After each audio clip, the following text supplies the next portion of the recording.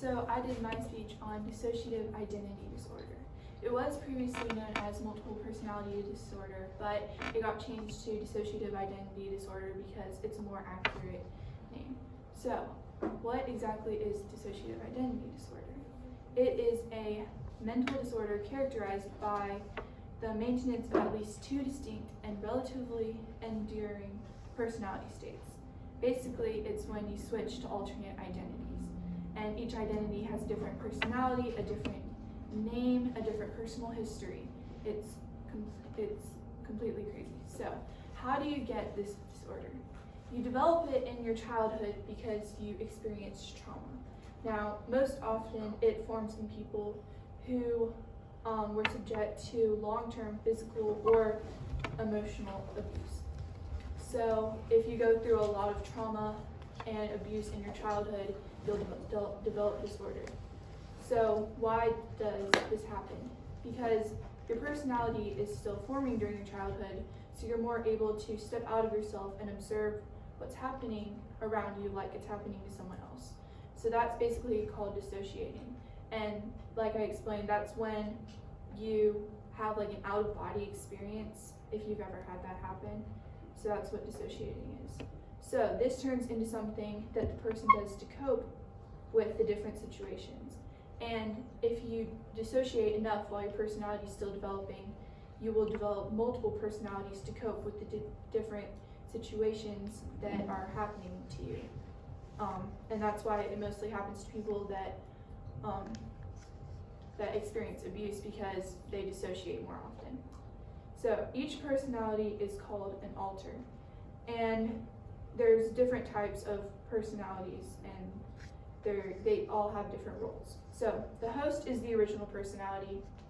That is the person, like when they were born, they're the host basically.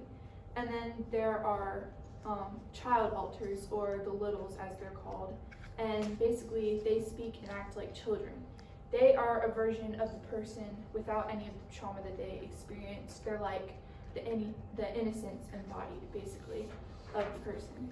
And then there are fragments, and the fragments aren't an entire alter. Their job is basically to hold a specific memory or emotion to protect the rest of the system from it. So if you had a really bad time where you went through a lot of abuse in like a very specific time period, then you'll develop a fragment, and their job is to keep that memory or emotion safe from the rest of the system so they don't have to experience it. And then there are the protectors, and basically they keep the system safe by trauma by taking the place of other alters when there is trauma that is about to happen.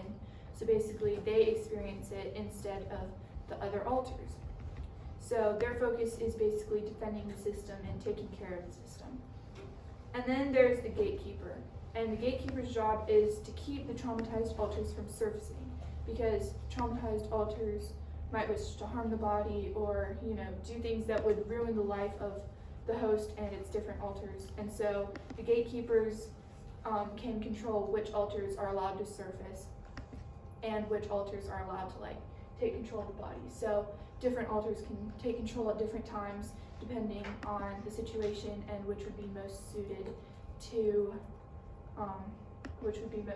deal with the situation at hand.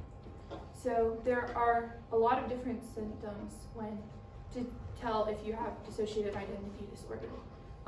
There is memory loss of certain events or people, because if one alter experiences a situation and then another alter takes place, then that alter won't know what's going on because they didn't experience it. So they have memory loss. They also feel detached from their emotions and their situations because they're still kind of in that state of dissociation, and so they're kind of out of their body in a way.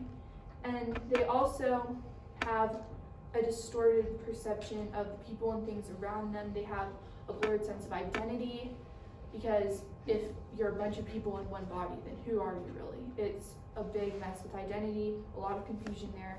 There is also significant stress in relationships and work and other important areas of your life, because it's confusing having dissociative identity disorder. You don't know who you are, you don't know what's happening.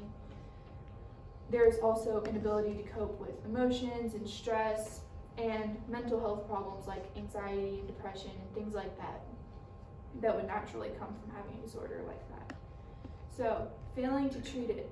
The main result of not treating this disorder is basically losing a sense of who you are as a person. It results in depression and a lot of psychological effects too, like suicidal thoughts, alcoholism, and drug use, post-traumatic stress disorder, and a lot of personalities too, like being paranoid, narcissistic, OCD, and there's also a lot of sleep disorders, like you get nightmares, you have insomnia, night terrors, sleepwalking, a bunch of stuff happens. You can also get eating disorders, you can also have physical symptoms like seizures.